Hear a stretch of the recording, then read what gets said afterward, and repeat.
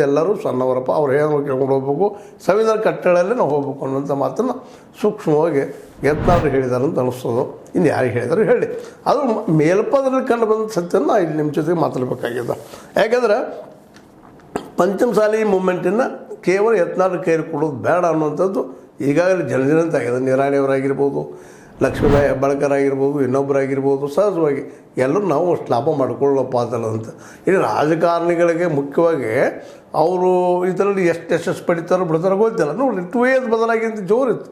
2Aದಲ್ಲಿ ಸೇರಿಸೋಣಪ್ಪ ಇದನ್ನು ಪಂಚಮಸಾಲಿ ಅವರನ್ನು ಅಂತೇಳಿ ಪಾಪ ಅವ್ರಿಗೆ ಪ್ರವೋಕ್ ಮಾಡಿದ್ರು. 2Aದಲ್ಲಿ ಬರ್ತದೆ ಹಾಗೆ ಹೀಗೆ ಅಂತೇಳಿ ಕೊನೆಗೆ ಅದ್ರ ಕೈ ಬಿಟ್ಟು ಈಗ ಏನಪ್ಪ ಅಂದ್ರೆ 2D ಒಳಗೆ ಸೇರಿಸೋದು, 2C ಒಳಗೆ ಸೇರಿಸೋದು ತಮ್ಮ ಯತ್ನಾಳರು ಹೊಸ ಸ್ಟೇಟ್ಮೆಂಟ್ ಸ್ಟಾರ್ಟ್ ಮಾಡಿಬಿಟ್ಟಿದ್ದಾರೆ. ಇಲ್ಲಿವರೆಗೆ ಇದನ್ನು ಬಿಟ್ಟರು 4-5-6 ವರ್ಷಗಳ ಇಲ್ಲ 2Aದಾಗ ತೊಗೊಳ್ರಿ 2Aದಾಗ ತೊಗೊಳ್ರಿ ಅಂತೇಳಿ ಕೊನೆಗೆ ಅದು ಆಗುವುದಿಲ್ಲ ಅನ್ನೋದು ಸ್ಪಷ್ಟ ಆದಾಗ, ಒಂದು ಸಂವಿಧಾನ ವಿರೋಧಿ ಆಗ್ತದಪ್ಪ ಅನ್ನೋದು ಸ್ಪಷ್ಟ ಆದಾಗ ಈ ಒಂದು ರಾಗ ಶುರು ಮಾಡಿದರು. ಅಂದ್ರೆ ಇಲ್ಲೇ ಮೊದಲನೇದಾಗೆ ಸರಿಯಾಗಿ ಅಭ್ಯಾಸ ಮಾಡ್ಕೋಬೇಕಾಗ್ತದೆ. ಅದ್ರ ಬದಲಾಗಿ ಏನು ಸಾಧ್ಯತೆಗಳು ಎಷ್ಟಿದಾವೆ ಮತ್ತು ನಮ್ಮ ಲಿಮಿಟೇಷನ್ಗಳು ಎಷ್ಟಿದ್ದಾವೆ.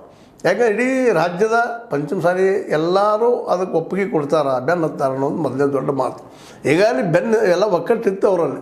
ನಮ್ಮ ಕಾಶಪ್ಪನವರು ಜೊತೆಗೆ ನಮ್ಮ ಯತ್ನಾಳರು, ಲಕ್ಷ್ಮೀ ಹೆಬ್ಬಾಳ್ಕರ್ ಅವರು, ಇನ್ನುಳಿದವರು ಪಂಚಮಸಾಲಿ ಲೀಡರ್ಗಳೆಲ್ಲರೂ ಒಕ್ಕಟ್ಟಿನಿಂದ ನಡೆದಿದ್ರು. ಅದನ್ನು ಮೂಮೆಂಟ್ ಚೆನ್ನಾಗಿ ನಡೀತಾ ಇತ್ತು. ಆದರೆ ಇತ್ತೀಚೆಗೆ ಒಂದಿಷ್ಟು ಪಾರ್ಟಿಗಳು ಒಡೆದು ಹೋಗಿದ್ದರಿಂದಾಗೆ ಎಲ್ಲ ಪಾರ್ಟಿಗಳು ನಾವು ಅದನ್ನು ಮಾಡ್ತೀವಿ ಅಂದಾಗ ಸಹಜವಾಗಿನ ಈ ಒಂದು ಪಂಚಮಸಾಲಿ ಒಂದು ಮೂಮೆಂಟ್ ಏನಪ್ಪ ಅಂದ್ರೆ ಸ್ವಲ್ಪ ವೀಕ್ ಆಯಿತು ಅಂತ.